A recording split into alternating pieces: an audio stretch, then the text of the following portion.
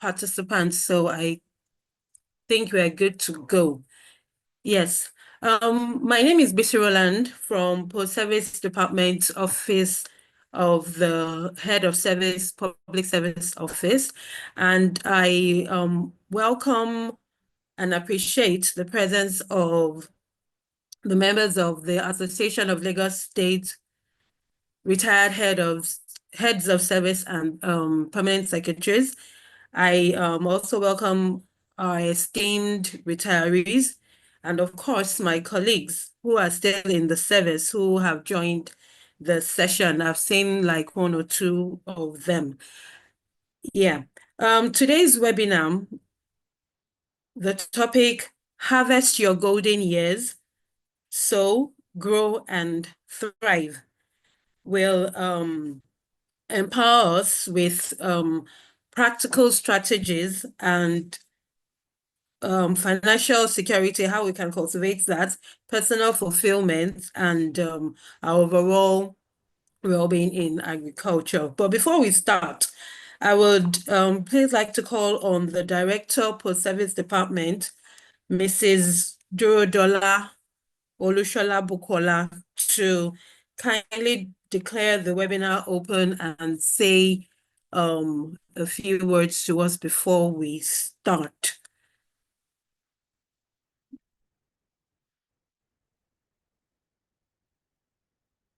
Ma, can you please unmute yourself? Okay. Good morning, So ma'am. good morning, distinguished participants. I'd like to recognize all the retired heads of service and permanent secretaries on this call. The topic before us today is Harvest Your Golden Years, Sow, Grow, and Thrive. On this topic, we are going to be focusing on urban farming. As we all acknowledge, there's a growing importance in having a sustainable food system in major cities in our country as we speak. And this informed why the Lagos State Ministry of Agric is now referred to as Ministry of Agric and Food Systems. So we are going to be looking at innovative solutions to increasing food security and promoting environmental stewardship this morning. I want to believe that as we go through with this topic, we are going to be equipped with knowledge, skills, and expertise that we need to make success in urban farming. We already have an expert who is going to guide us through all the principles and the practice of urban farming. I want to encourage us, I want to urge us to be attentive. Let's grab our notepads if they are not close to us already, so that we can take notes. And then I also want to remind us, we are also live on YouTube as we speak. We will be dropping the link. Ensure that you go back to the YouTube channel to listen again and again, so that you can imbibe all the skills and the knowledge that will be transferred this morning. Once again, I want to welcome us and I want to wish us happy deliberations. Thank you. On that note, I declare the webinar open.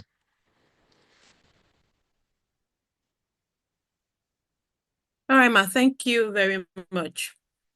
Yeah, our facilitator for today is Mr. Adewunmi Adegoke.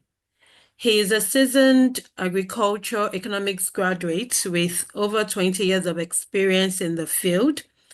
He graduated with a degree in agriculture economics, and he spent 10 years in the Nigerian banking industry, gaining valuable experience in product management, finance, strategy, and management.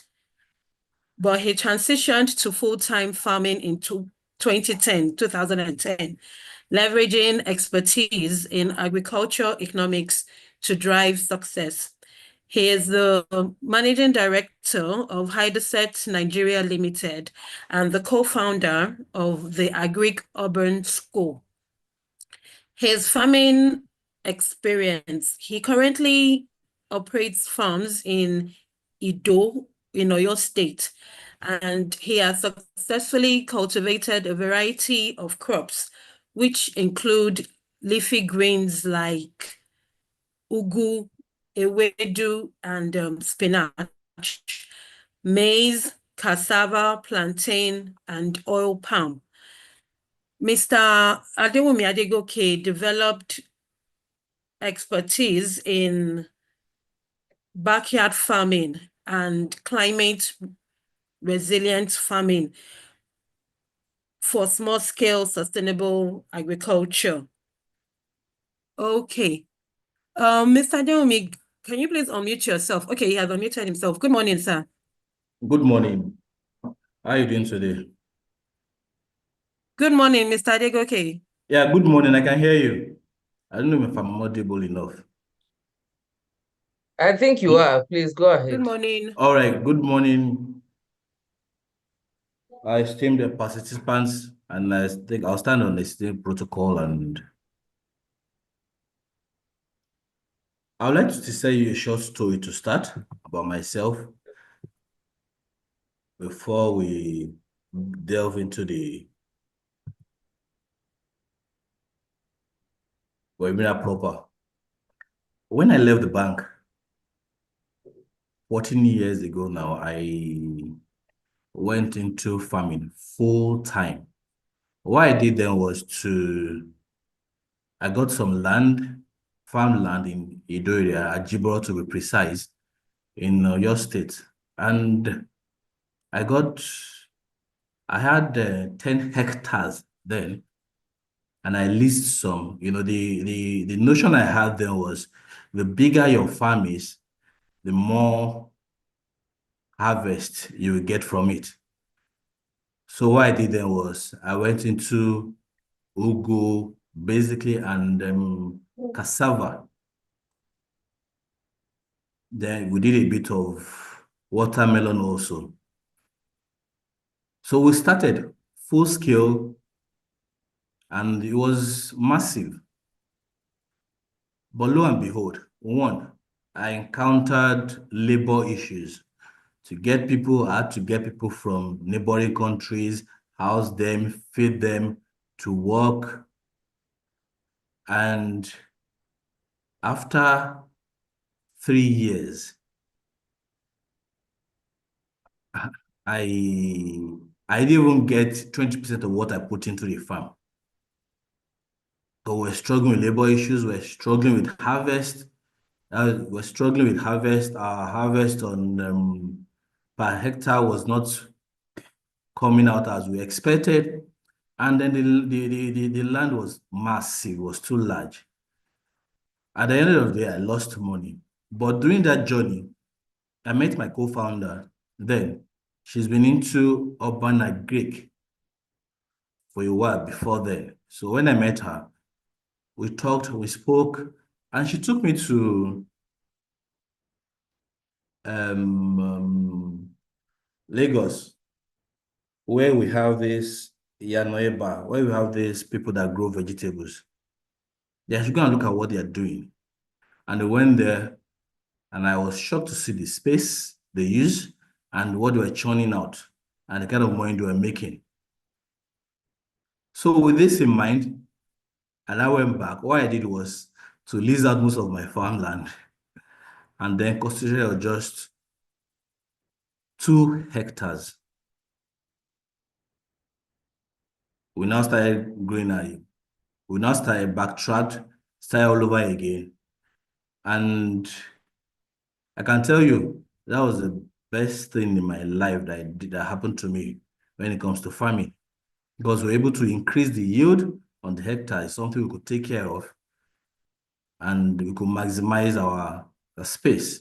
So from there, I got the bug and started going and advocating for people to start something at their backyard. No matter how small the space is, you'll be shocked what you get from it. And then for backyard farming, that's urban agriculture, like in Lagos here, where we don't have space.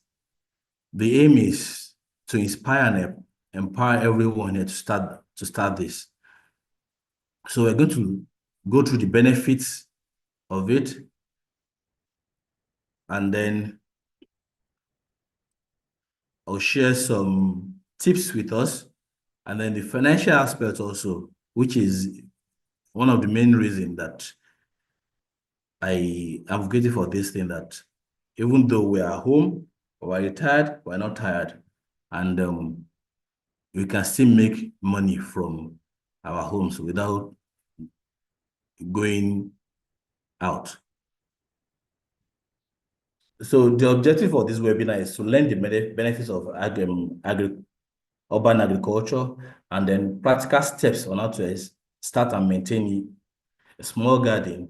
And hopefully by the time we finish this, we'll all be inspired to try something new with the tips we'll get from here. So I'll start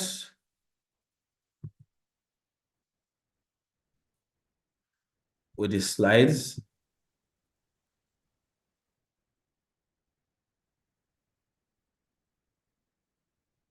Why urban agriculture?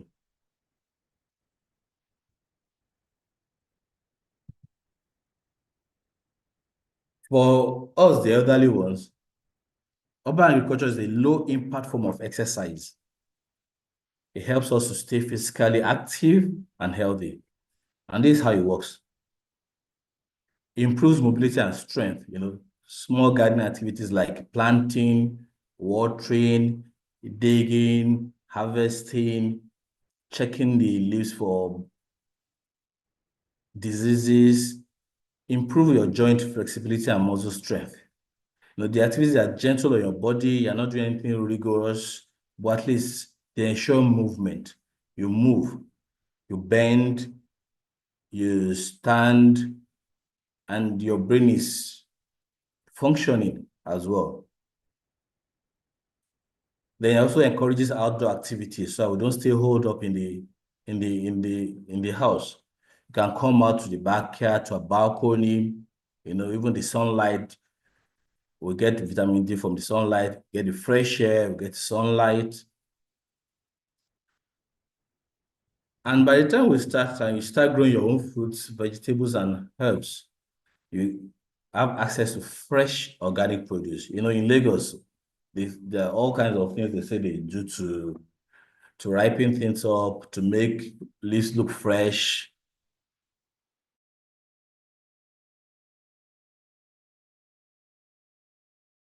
Right? Sometimes you get it's not green, it's not fresh, So when you're growing something at your backyard, you have your tete, you have your African spinach, that's amonututu, at the back of your house. You have your wedu, can go there, it's you eat healthier because you have direct connection to the food source. You're sure nobody's putting any chemical on your food, nobody's putting any chemical on your leaves, your vegetables, or your herbs.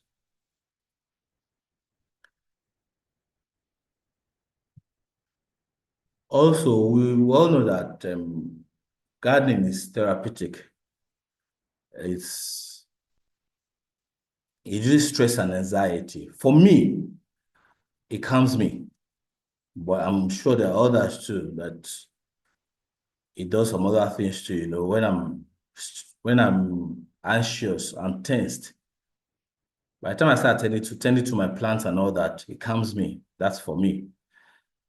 And I'm sure repetitive nature of this task can be meditative and relaxing for us. And also when you watch something grow, I don't know, I'm sure some of us too will have some plants at the back of our house on our balconies. When you watch something grow from the seed, to they grow and you harvest, there's that sense of accomplishment and joy of nurturing things and that can be deeply fulfilling and uplifting. And also, gardening requires planning, problem solving, and learning new skills. And this helps us to enhance our cognitive functions. It keeps our mind sharp. You're thinking, why is this plant not growing the way it should grow? Why is it behaving? Why is it slow? What do I have to do? What do I have to move? All those things, they keep us active. They keep our brains working. And they help reduce risk of cognitive decline and conditions like dementia. And then let's move to the financial benefits. It saves money. I can save for free for the past 3 years thereabout. I I don't think we've bought vegetables in my house from the market. We always go to the back of the house to grab something. We have the okra there, we have ewedu, we have amuno tutu. Down, it's a lot at the back of the house. You can do tete, shoko, ugu. So definitely, what you're buying from the outside is just the raw food stuff, your gari, your yam or something. I won't plant your yam at the back of your house. So, but for me, my household now, when it comes to we have atarodo, we have shombo. The tomatoes, I know I don't have enough space for that. But all those other ones, and we know what the price of pepper in the market, what it does. So there's really no way to not reduce our expense on soup or soup ingredients.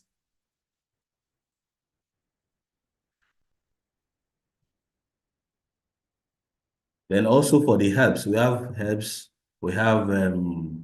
spices. It's I don't know how many of us have this, but if you have basil, you have oregano, you have curry plant at the back of your house, when you are using them, the aroma alone is infectious, is fresh.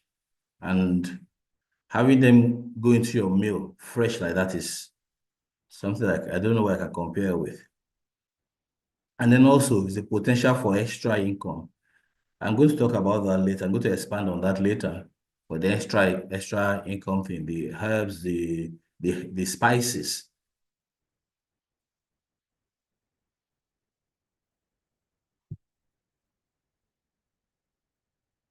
And also it helps us to recycle so many things that we normally would throw away. It's a low cost hobby. We don't have to break the bank to start farming at the back of your house. So you can recycle your old buckets, your sacks, your bottles, for the women, your bags, your old bags. You can use them. And then, so nothing is wasted actually. Any container you have, so you can just bore a hole into it. We'll fill it with soil and we are good to go. Then also the social benefits. I've been able to, there are different groups around, and organic groups. When you start growing, your herbs, your vegetables, there's that tendency to start sharing gardening tips with your neighbors, with the people around you on your street. Being to, okay, how do you do this? Do you have this? So that's alone. It builds the community, it builds that togetherness. Creates opportunities to meet like-minded individuals, and the bonding, you can't explain it. And even for us, the elderly ones, you have grandchildren, can teach them skills. It's something when they come for holidays and all that, they'll go there, check it out. I planted this, let me see it grow. Those are things we can share with our grandkids.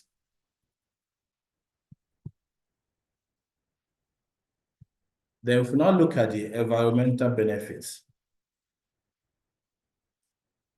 One, it reduces the carbon emission in the air. And during the day, plants take in carbon dioxide and they give out oxygen. So when we have it around us, for a place like Lagos, that is, that whether we like it or not, we have high pollution in Lagos. So when you have the greens around you, it reduces the carbon dioxide in the atmosphere. And then your kitchen waste, you can compost them. So it reduces kitchen waste, your eggshell, your kitchen waste, you can leave it and it's manure for your garden. So really, I would like to say that urban agriculture is a rewarding and meaningful hobby for us, the elderly ones, because we're constantly active and it's a continuous learning process from understanding soil types to mastering the pest control. We can watch tutorials on YouTube. We can go to the internet. We get different experience. We can attend workshops. We can read gardening books to expand our knowledge. It keeps you on your toes. You continue learning, continue discovering new things. And then it makes you creative also when you're planning your space. Now you're going to the kind of plants you're going to have. It's quite very, very interesting, which is why I'm here to encourage us to do this. So getting started, one, we have to assess the space we have. I know some of us will have just the balcony. Some of us will have more than balconies. We have balconies, we have backyards. Some of us even in a house, I'm sure some of us even have a plot or two that we can do something with. Especially those of us that are living in the outskirts of the city. Then I always encourage that you start with easy to grow plants. Go to share some plants with us, some vegetables with us that you're already in 1 month, you harvest your wedu. Most of the vegetables I'm going to encourage us to plant in 3 months. You start your pepper in 3 months, you start seeing results. And that encourages us. Is 1 month you have your weed already, 3 months, 2 months you have your vegetables, 3 months you have your pepper, you have your okra. Those are the things that it motivates us to keep doing it, from the seeds to full maturity. Then we gather our tools, your pots, your recycled materials, your soil. That's always the question, where do you get soil from somewhere like Lagos? For those of us that in the very highbrow areas, you're like, okay, where do I get the soil from? You might have to buy. But from those of us, you can always get from neighbors, you can get from those that stay near the abattoir, you can always get rich soil from there. Then we have gardening tools, we have gloves we can use, we have small rakes, small gardening tools that we can use to make the gardening easier for us. And I always encourage that we should start small. Let's not get too anxious and begin to get all the plants at once. We start small, see it grow, and we continue to add to it. And we're like, okay, this one, I don't think I can handle this. Let me go on to this one. It gives you the chance to be able to do try and error because you're not using a large space. So you can try with some plants. If you know you can't take care of them, you can switch to another plant. And with that, you get it right.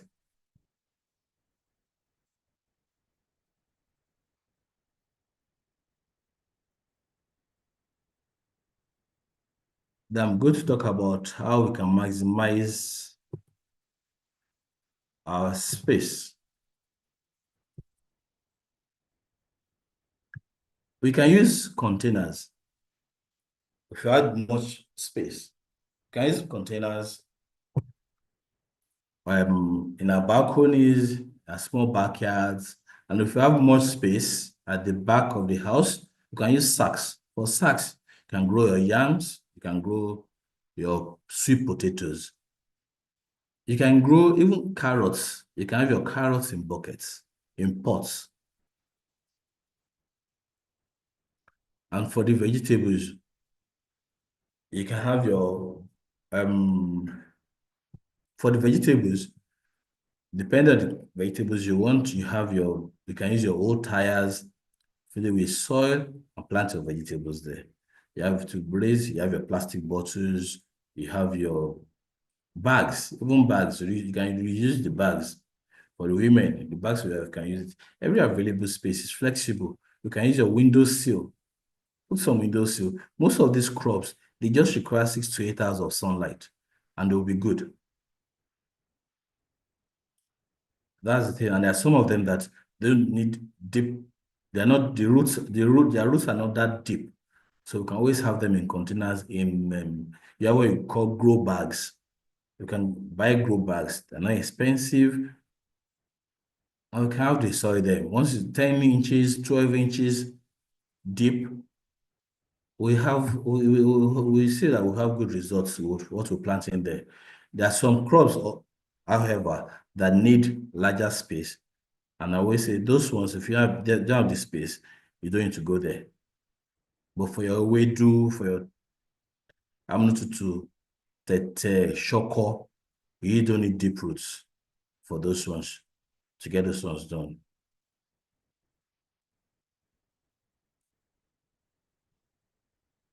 Then we have what we call the vertical gardening.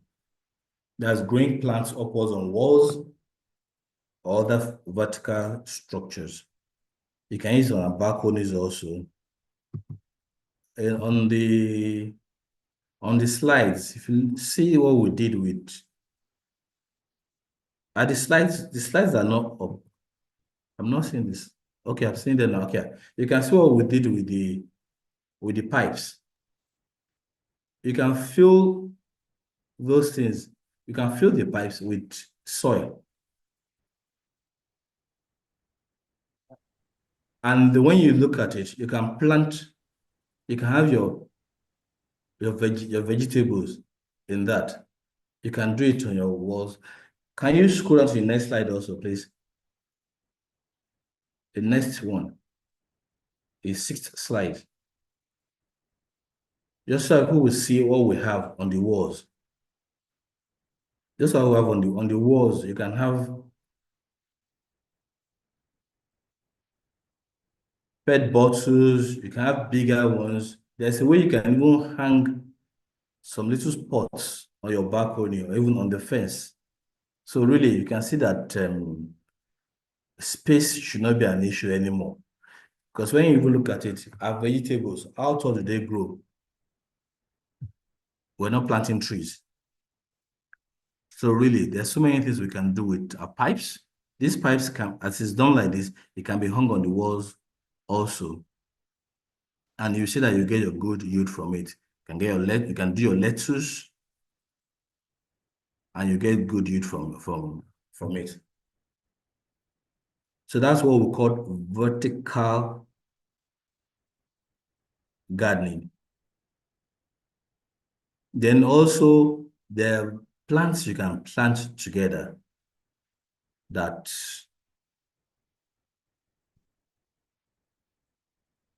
there are plants you can plant together. They call them companion planting. There are some plants that ward away pests, even diseases. Like if you have your mint among your plants, you see that you'll be almost disease-free with all your other crops. So there are plants like that. So we'll look at those plants that we can plant together also. So when it comes to space, there are lots we can do with space. There are some structures. If you have the financial capacity that we can layer structures, you build like a form of a step ladder, 2 ways, and you cannot put your pots on it, and you see that you have more in a space of maybe 3 square meters. You'll be shocked of what you can get from it. And because these things are at the back of our house, we can always go there, look at it. And that's an interesting part also. You're seeing the way they're growing. You're quick to notice if there's anything wrong with any plant. You're quick to notice, I can see there's this thing is turning yellow. I can see some white patches under the leaves. You're able to notice this on time and you're able to curb it. I always encourage that since it's organic, everything good to use will be organic. So for disease, there are some things you use for your pest control, for disease control. There's the neem oil, that's dongoyaro oil. You can use it for to get rid of your diseases, plant diseases. Then for your eggshell outsides, manure, your ashes, get rid of diseases also. So it's like everything we use around us. We don't need to start buying things out to look at everything we use around us is something we can use on the on a balcony, on the walls. And you find out that space is no more a constraint for us. So for those of us that have bigger space, we can now say we want to plant yam, do your yam in sacks, and be shocked at the kind of harvest you have. And the good thing about container gardening, using sacks and all this is it reduces weed. Unlike when you're planting on the general the space on the general floor and all that, you have to weed all the time.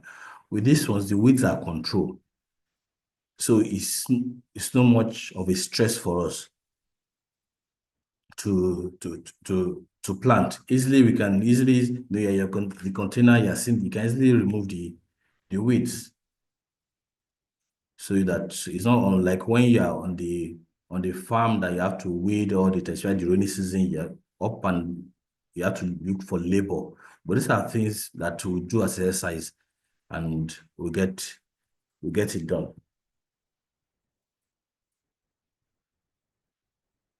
So I'll move to the crops to grow in Lagos. And this was trying to show that you can do this on your wall. And you can even put those pipes on your wall.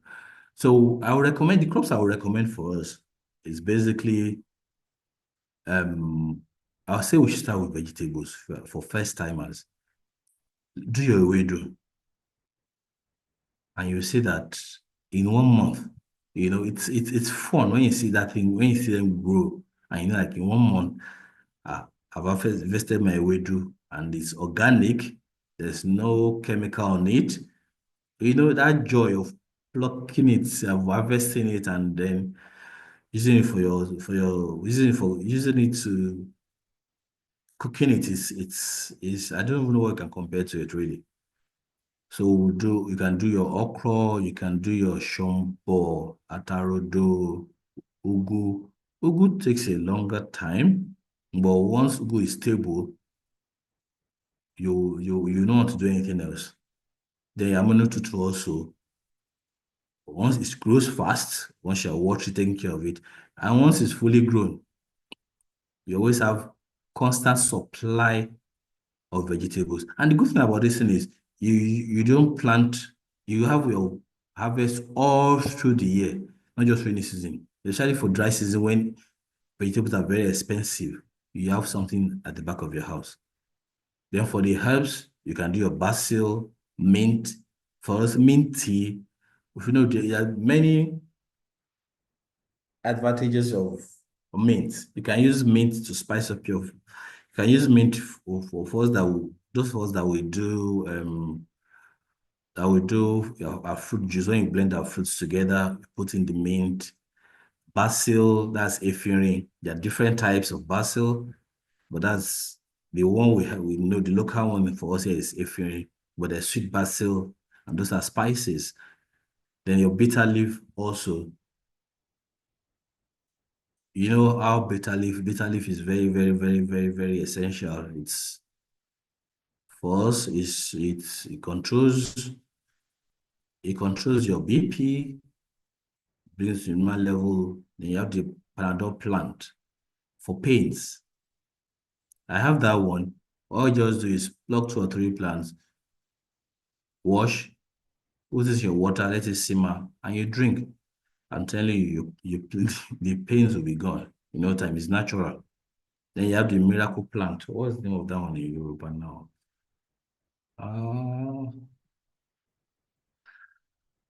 Just feel from my head. They all have, if I begin to go through all the benefits of oregano, mint, basil, bitter leaf, and panadopla. Abamoda, yes, thank you. I saw that, yes. If you begin to go through the benefits of all these herbs, we will not live here today. We will not live here today. But they're very, very good for us. I'll just encourage us. We can go online and check the benefits of this. So these are the things we can start with, must have. You will say, you will say that you will say bye-bye to some of the drugs we take into our system. The Panadol plant, even if you have itches on your skin and all that, you can use them on it.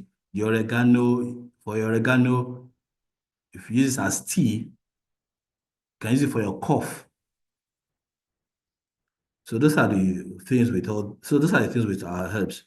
Then for those of us that have more space, we can now do the tubers. That's yam, sweet potatoes, and carrots.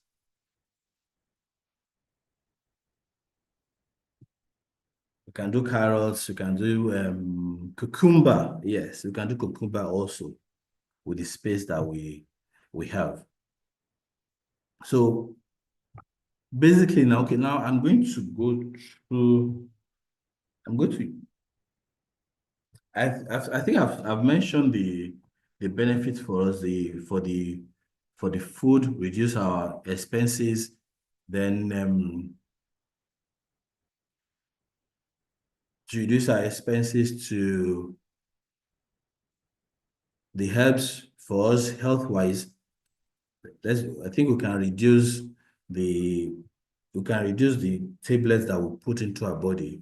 For me, I always say those things leave toxins in our body. So it's better for us to, go more, as we get older, go more natural so that our body can work on these things we take. So let's go to step-by-step planting guide.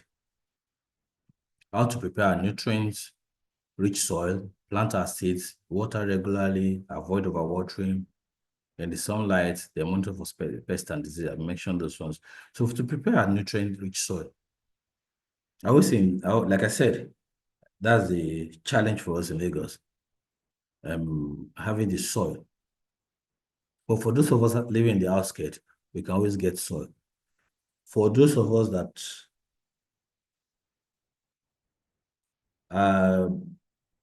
concretize areas, if you get to these people that sell, the horticulturists that sell flowers, we can always get soil from them. We can get manure from them to start. And I always encourage us when we want to plant our seeds or seedlings. Poultry, okay, let me go to the manure. Poultry is very good. Poultry is good. Rabbit dungs are very, very, very good. They decompose easily. Their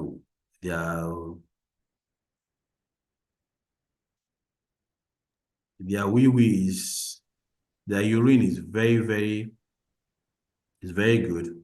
So you can do rabbit, then the cow dung. So cow, poultry, and rabbit. Those are our kitchen waste. Those are the ones that I will tell us to start with for now. There's even I know we can't get it, but if we can, feathers, chicken feathers, they are very rich in nitrogen. We have someone in Badon here. He does kitchen feathers. He blends them and sells as manure.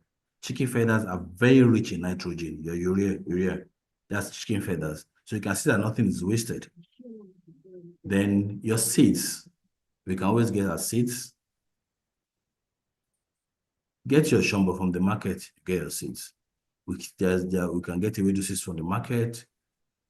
Then for seedlings, that I say, by the time by the time you begin to do it and you know people around you, your neighbors, someone that is family, you begin to get seedlings. That's what we try to do at the Urban Agri Farm. We're always producing seedlings for people that want to start off with seedlings. Then for seeds, I will always say when you're doing your seeds, use seed tray.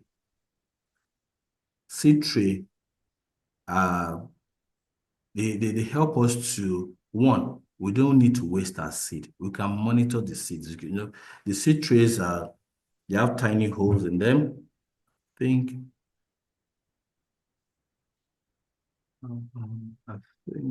if you look at the first slide, the first slide with the title. I think we have seed trays there. So for the seed trays, you don't get to waste your seeds because you can actually put one seed per the hole in the tray, one seed per the hole in the tray, and you can now monitor it. You water it, nurture it, it grows, and from there you transplant to wherever you want to transplant it to. So it makes the planting easier for us, unlike when we just throw on the farm and you throw like 1,000 seeds, and at the end of the day, maybe 30 or 40 will grow. Then we need to water regularly. Although I always say don't overwater. When you overwater, you attract white flies. Anything that is too much is always wahala.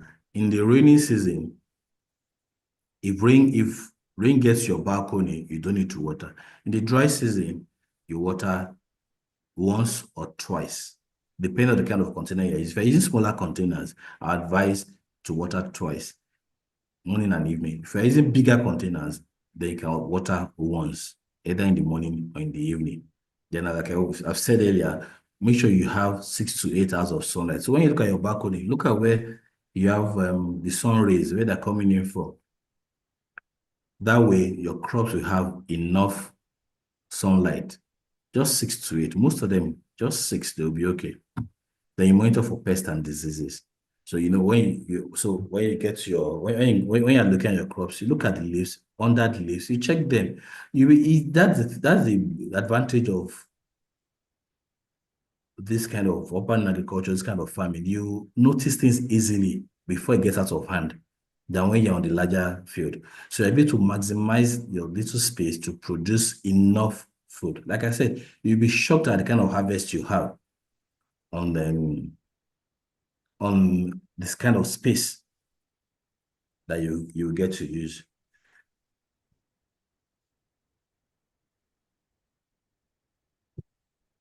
Then you can also, like I mentioned, you can use your grow bags. For the grow bags, they're sold out there. They have holes at the bottom, but you can always get your buckets, broken buckets, anything, any plastic, any container that you're not using again, you can use it to plant. You can use it to plant. You can use it to plant. And then I will go to the financial aspect of it, security of it. We've talked about how we can plant for our own consumption, get our herbs for our own consumption, get the spices for our own consumption. Now, this is something I'm deeply involved in. We have some companies that there are not many now, 1 or 2 companies, into production of tea. They do bitter leaf tea, soursop tea, hibiscus with stevia, gotu kola tea, and they are always out there looking for leaves. They are looking for farmers. They are ready to give seedlings to people to raise these crops for them. So it's a ready market. They'll give you seedlings, you will raise those crops, and they come back to buy the harvest, the leaves from you. So for me, I'm at home. Someone's giving me seedlings to raise. I'm raising it, and I'm sure of a ready market that coming back, we're going to weigh it and they buy from me. They never have enough. They always have shortage. At times, it takes them 2 to 3 months to gather enough leaves for production of tea. So this is what I'm thinking we should begin to look at. How much space do I have? Can I get even 1 kg? Was it last week or 2 weeks ago? We're looking to buy stevia because they got hibiscus. So they do stevia because it's natural sugar. So they blend the stevia with hibiscus, that's zobo. So you don't put sugar in their zobo. They use stevia to sweeten it. And we're looking for stevia. 1 kg. Someone that had it said, because we didn't have enough to give the company, so we went to outsource get from other sources. Someone said we should come and pick 1 kg for 300,000 naira, and we'll pay in advance. I'll give them like 2 weeks. It just goes to show, even so as so, for us to get enough farmers to get enough soursop leaves, it's a task. So for me, I'm just looking at this. It's a way of staying down at home and doing something that is beneficial to my well-being. At the same time, I'm sure I'm going to make money. Because these are people that will come and say, do you know what? We will buy these leaves from you. Don't give it to anybody else. Just make sure you take care of it. So that's one thing. So you can as well feed yourself, reduce your cost of food, heals healthily, at the same time, make money. And it's not this one that you're not even coming to the market to go and sell, and people start pricing you anyhow. They are coming to collect it from you.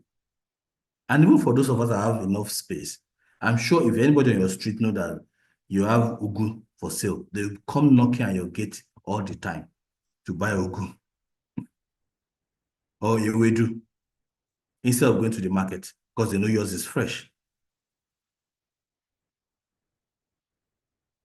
So, and these are things that I know that the benefits are enormous.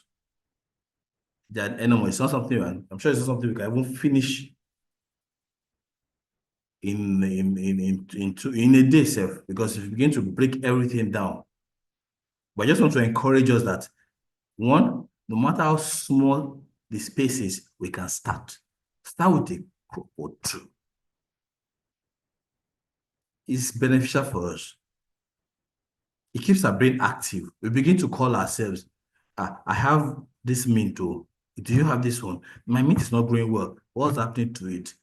We begin to, what are you doing with your own? What are you using for you to ward away your pest? What are you using for your disease? I noticed something in my leaves, the leaves of this one are calling up. I will eat, it's a learning process. Get us very, very active. I think I'll stop here and give room for us to ask questions. And I'm sure some of us can also give us tips. At least I'm sure some of us are doing this already, so we can give tips to encourage others. Thank you.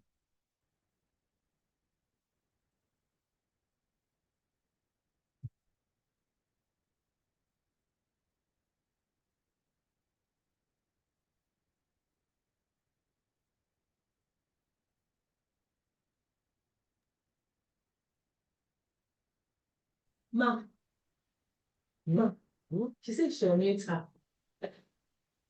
Oh. Yes. Right, sir. Thank you very much for that insightful presentation. Wow. Once again, our topic is harvest your golden years, sow, grow, and thrive. Before we go into our questions and answer session, I'll just quickly take a very, very, very short rundown of what he talked about. He talked about why urban agriculture. He talked about how we can get started. You access your space, you choose your crops so that you won't be too the production won't be too enormous. Like he gave his own experience. You gather your tools and start small. You maximize the little space that you have. And the methods he mentioned were container gardening, vertical gardening, and companion planting, where you can plant different crops together. Then he mentioned the crops that we can grow in Lagos, because most houses in Lagos have already been, concretized. So we have limited space. But on our balconies, the little spaces that might have at the back of our houses, we can plant ewedu, ugu, amunututu, and things like that. Things that don't need much, space. Then he gave us a step-by-step planting guide. You prepare your soil, you put your fertilizer in, get your seeds or your seedlings, you water them regularly, though you have to avoid overwatering, and make sure the seedlings or the plants have at least 6 to 8 hours of sunlight every day, and you monitor for pests and diseases. And he told us the advantage of this type of planting, urban agriculture, that you can easily observe if your plants have any disease or are being pest infested. Because if you have a large space, before you can monitor everything, some of the plants might have, died. So with a smaller scale, you can easily observe any issues that you have. Then okay. Yeah, basically that's what he talked about. So we can now ask questions if we have. Please kindly use the chat box or raise your hand and you'll be called on. Okay, there's a question here. Madam Fumilayo Adebisi, thank you so very much, sir. You have said it all. But where can we get viable seeds? Hello, Mr. Adegoke, are you still there?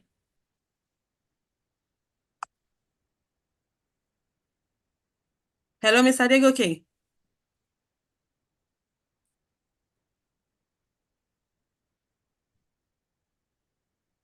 Hello, sir. It's question time, please.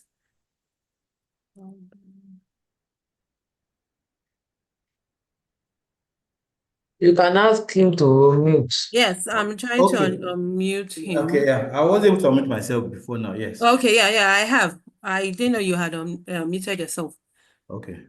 Okay, so a question, where can we get viable seeds? That's one. How do you nourish the soil effectively?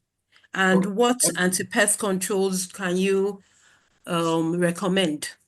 Yes, like I said, for the seeds, for viable seeds, we have some seeds company. We have Design Golf. I use them a lot. And then the open market also.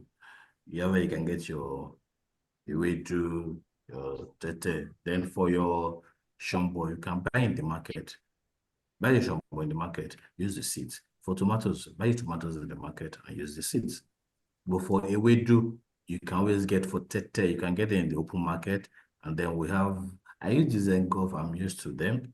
So I use their seeds. They have your green pepper, they have your okra, they have your sweet red pepper, they have quite a lot of them also. Therefore, the anti-pest control, Well, like I said, there are some plants that you use that if you have Panadol plant, it's going to ward off pests. If you have mints, there are some plants that you just have one or two within the system. Then neem oil also, neem oil. What you can use neem oil. That's dongoyaro oil. Neem is dongoyaro oil. You can use it. You can use it also for as a control for pests and then diseases. Then for our soil, I always say because we're doing organic, so like I said, get your poultry. I'll say poultry, cow. You get rabbit is good also. Then your kitchen waste, your eggshell, your kitchen waste also. They don't. There's something you can leave to decompose, and they add manure to your. Then there's some of these things that it's better you get the seedlings also, but very few of them. Most of our vegetables, you don't get the seeds, they grow. It's ugu. I know ugu is very hard to raise from the fruits, so we get the seedlings most times. But for amunu tutu, the good thing about amunu tutu is once it starts growing, once you have one and it starts growing, you can just cut the stem and plant the other one and plant, it sprouts different, it goes different ways, it creeps. So once you just have any of the one that has 3 or 4 nodes, cut it, put it in the soil, it grows.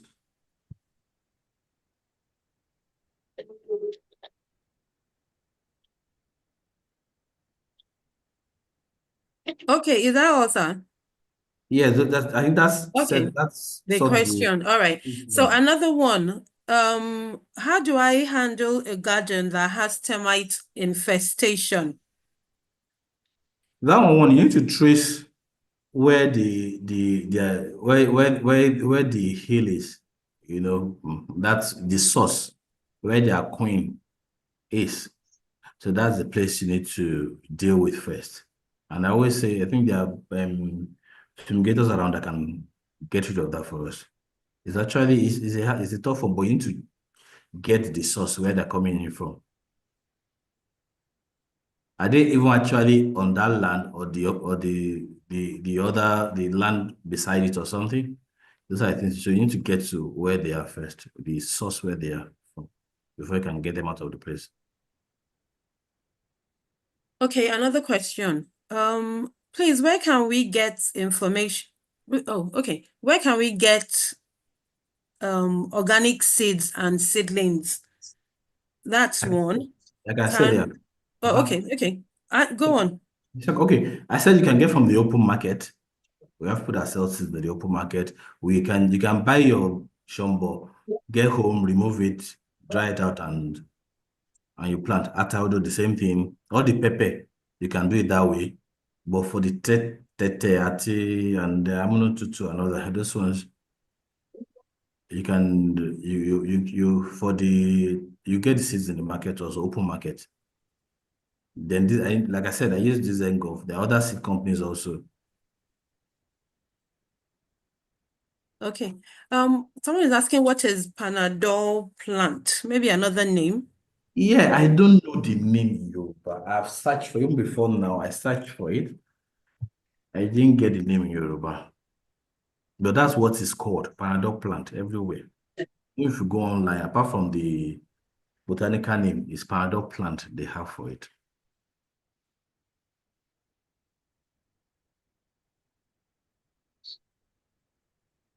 And some of those plants, like Panadol plant now, Panadol, the oregano, they, they they survive the dry season in the sense that they don't need so much water to thrive. So those are the things with some of these crops also. They don't need so much water to thrive. Just your oregano, your Panadol plant, those two. If you water them once during the dry season, water them once in 2, 3 days, they are good. Even stevia, I think we've talked about stevia before here. Stevia, stevia, just water. If stevia can look dead for 3 months, by the time you start watering it, it picks up again.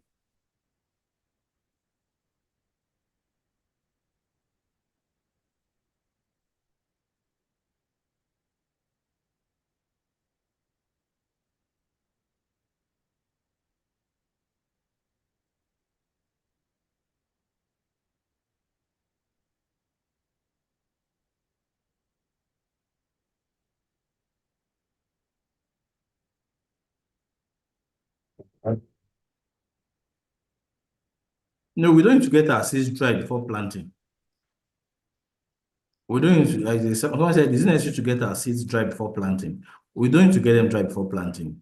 Especially if you have space, you can just throw the seeds. But if you're doing, if you're going to if you're going to use a seed tray, we need to dry so you can easily get the seed so we don't waste our seed.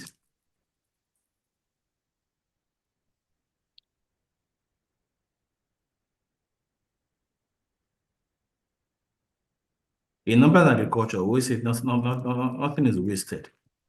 We maximize, and that's one thing. That's one thing that I think is drawing us back in Nigeria. Mostly, we're thinking of the more acreage we farm, the more harvest we should have. Meanwhile, we're not even looking at what's the maximum yield we can get from an acre or from the space that we have. So you see us battling with, for example, you might have a yield of maybe 2 kg here in Nigeria, and in South Africa, that same land space give them 11, 12 kg of whatever harvest they have. Okay, so another question. Prince Adeyemi Adenuga, he says that he lives in Lagos Island and the water in the area is salty. So what can he do about that? He's talking from experience. Okay, if you have a salty land, what can you do about that, sir? Yeah, there's something we say. We can, for when you have salt here, that means you need to harvest the rainwater. No community. You need to harvest the rainwater. I don't want to talk about that. When there's rain, you need to harvest the rainwater so that we have water for the dry season. You need to harvest the rainwater. That's the best you can do in that kind of place. Or if there's, I think with I'm not sure with the borehole whether you still get water salty, but if it's the same thing, the best you can do in that area is rainwater. The best you can do is what? Harvest is rainwater. Okay, harvest. Okay. That's to make use of the rainy season very well, very, very well. So at least you can do like 2 months or 3 months into the dry season. Okay. How many times do I need to water my vegetables every day? Dry season, you can do morning and evening. If the container is big, if the container is big, then you can do once because the water will retain the water. But if the container is not big, then you do like if you're doing if you're using your pipes or smaller containers, then you do morning and evening. Okay. All right. Thank you. Someone is asking if the government can give land and take off grants for those who wish to start farming. Ishola Sidikat Omotala, I think you should maybe go to Ministry of Agric. They might be in a better position to give you a response for that, ma. Let me comment on that. Oh, all right, ma. If Ministry of Agric is giving land, it won't be on grants. Payment has to be made for agric land.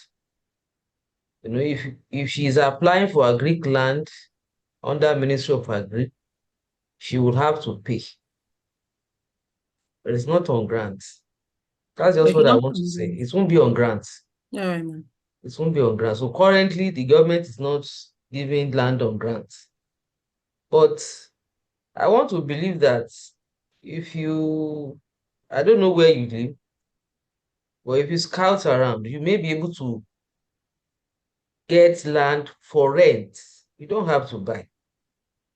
May look for those who want to lease out their land. You can lease out the land and lease the land and make use of it. And when you think you are done with it, you return to the owner. That's all. So you don't have to buy land before you commence. That's my comment. Thank you. All right, ma'am.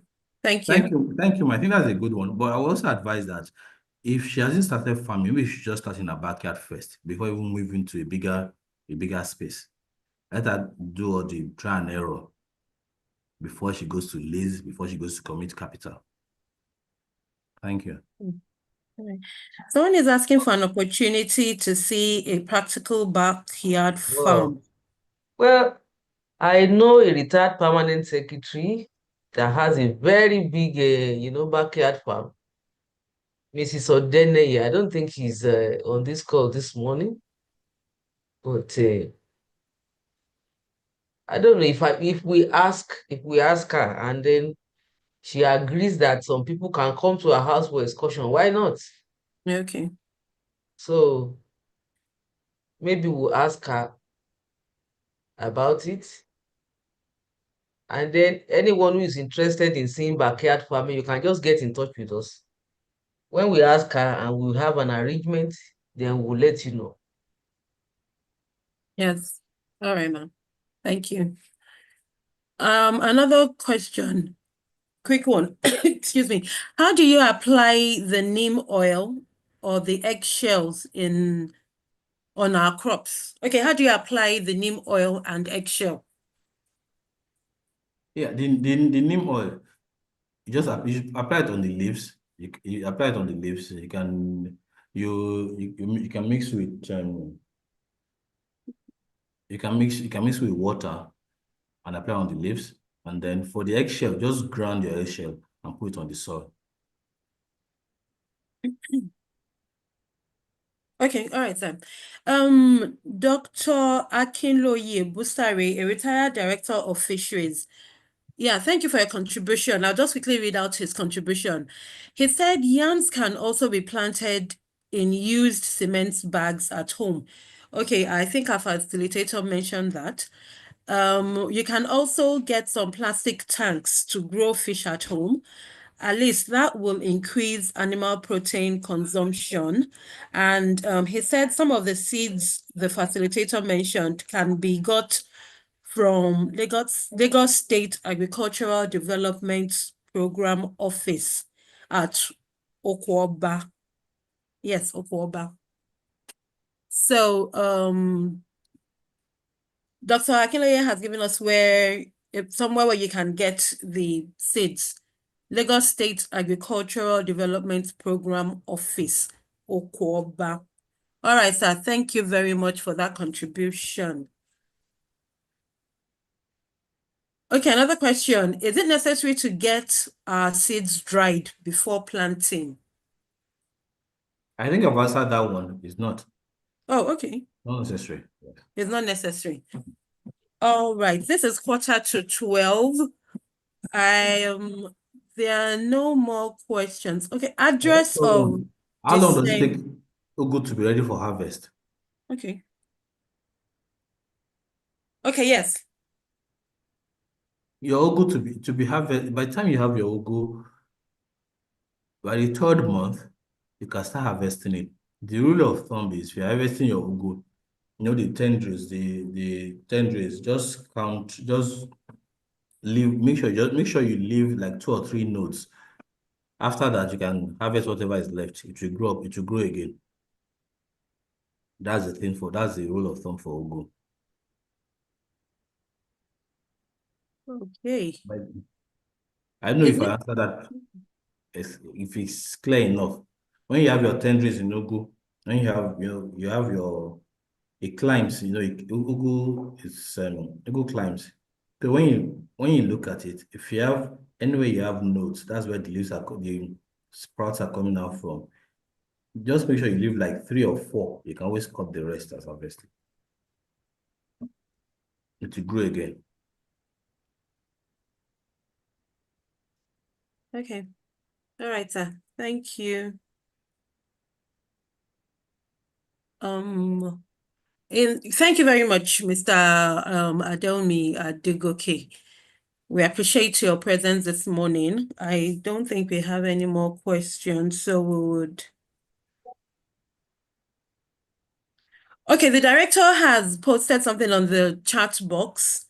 You can send a WhatsApp message to her on 0802 961 1444.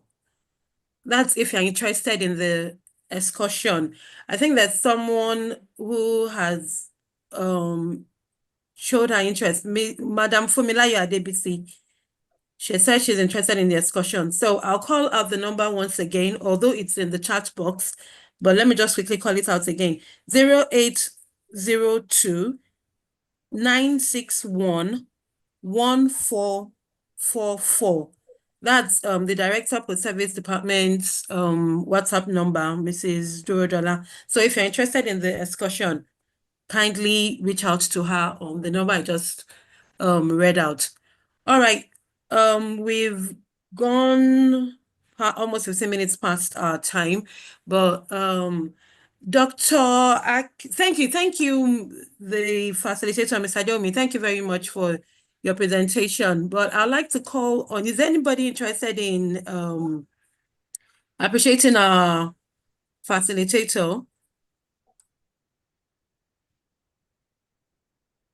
I'll call Miss Dr. Akinloye Busari. Can you please unmute yourself, sir?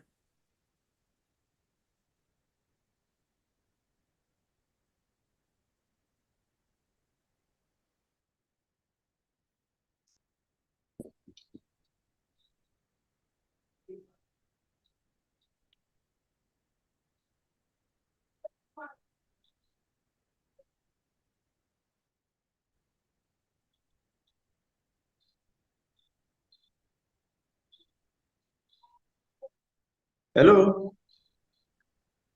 Ah, God. You are on.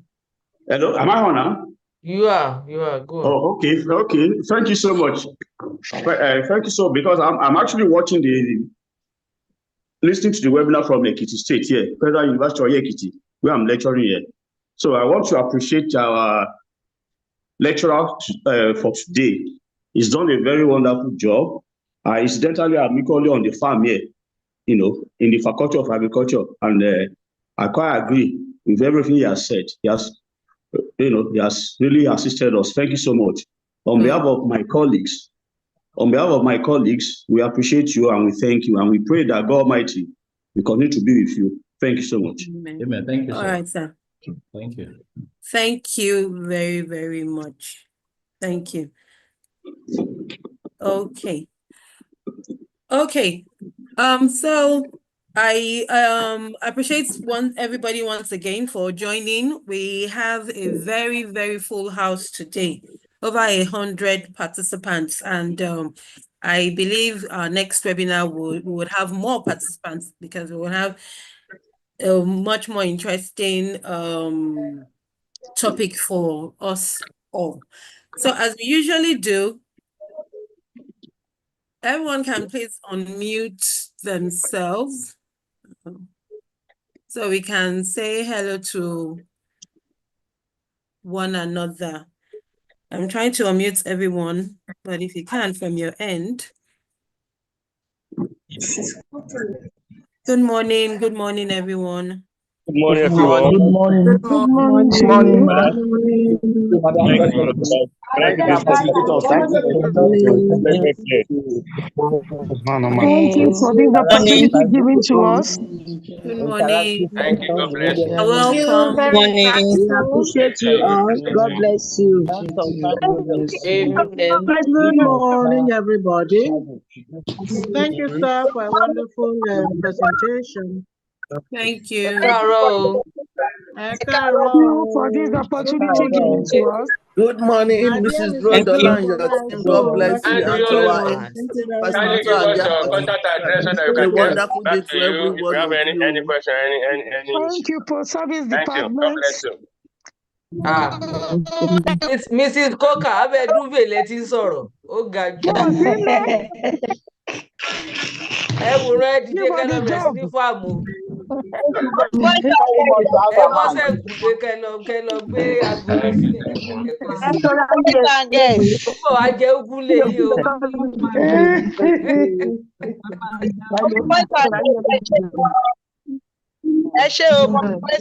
Thank you very much. You're most welcome.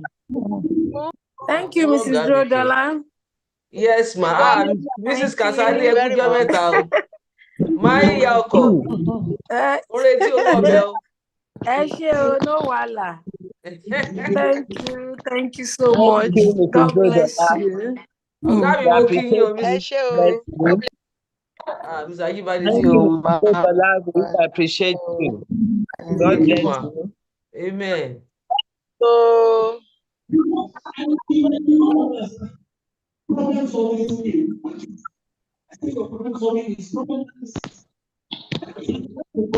Dr. Olúwọlé mo kí yín mà, ẹ kújọ́ mẹ́ta mà. ẹ ṣé o, your boys and girls. God bless Yes, you. ma. Ẹ ṣé ma o. Yes, ma.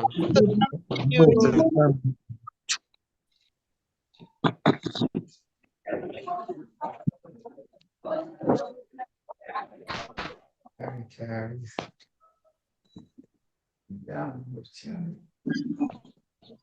So thank you very much for joining. Bye-bye. We are ending the meeting now.